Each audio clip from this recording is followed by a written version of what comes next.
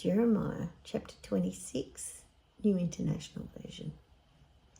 Early in the reign of Jehoiakim, son of Josiah, king of Judah, this word came from the Lord.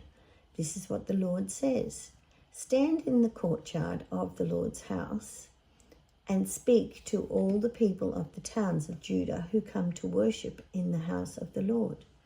Tell them everything I command you. Do not omit a word. Perhaps they will listen and each will turn from their evil ways. Then I will relent and not inflict on them the disaster I was planning because of the evil they have done.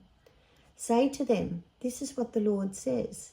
If you do not listen to me and follow my law, which I have set before you, and if you do not listen to the words of my servant, the prophets, whom I have sent to you again and again, though you have not listened, then I will make this house like Shiloh, and the city a curse among all the nations of the earth.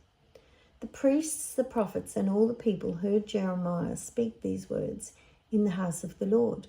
But as soon as Jeremiah finished telling all the people everything the Lord had commanded him to say, the priests, the prophets, and all the people seized him and said, "You must die. Why do you prophesy in the Lord's name that this house will be like Shiloh, and the city will be desolate and deserted?" And all the people crowded around Jeremiah in the house of the Lord. When the officials of Judah heard about these things, they went up from the royal palace to the house of the Lord and took their places at the entrance of the new gate of the Lord's house. Then the priests and the prophets said to the officials and all the people, "This man should be sentenced to death because he prophesied against this city. You have heard it with your own ears." Then Jeremiah said to all the officials and the people, "The Lord sent me to prophesy against this house and this city all the things that you have heard. Now reform your ways and your actions and obey the Lord your God. Then the Lord will relent and not bring the disaster he has pronounced against you. As for me, I am in your hands. Do with me whatever you think is good and right. Be assured, however, that if you put me to death, you will bring the guilt of innocent blood on yourselves and on this city and on those who live in it. For in truth, the Lord has sent me to speak all these words in your hearing." Then the officials and all the people said to the priests and the prophets, "This man should be sentenced to death. He has spoken to us in the name of the Lord our God."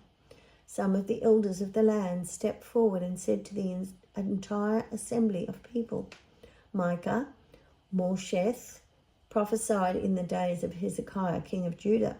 He told all the people of Judah, 'This is what the Lord Almighty says. Zion will be plowed like a field. Jerusalem will become a heap of rubble. The temple hill a mound overgrown with thickets.' Did Hezekiah, king of Judah, or anyone else in Judah, put him to death? Did not Hezekiah fear the Lord and seek his favor? And did not the Lord relent, so that he did not bring the disaster he pronounced against them? We are about to bring a terrible disaster on ourselves." Now Uriah, son of Shemaiah, from Kiriath Jearim, was another man who prophesied in the name of the Lord. He prophesied the same things against the city and against this land as Jeremiah did. When King Jehoiakim and all his officials and officers heard his words, the king was determined to put him to death. But Uriah heard it and fled in fear to Egypt. King Jehoiakim, however, sent Elnathan, son of Achbor, to Egypt along with some other men. They brought Uriah out of Egypt and took him to King Jehoiakim, who had him struck down with a sword and his body thrown into the burial place of the common people. Furthermore, Acham, son of Shaphan, supported Jeremiah, so he was not handed over to the people to be put to death.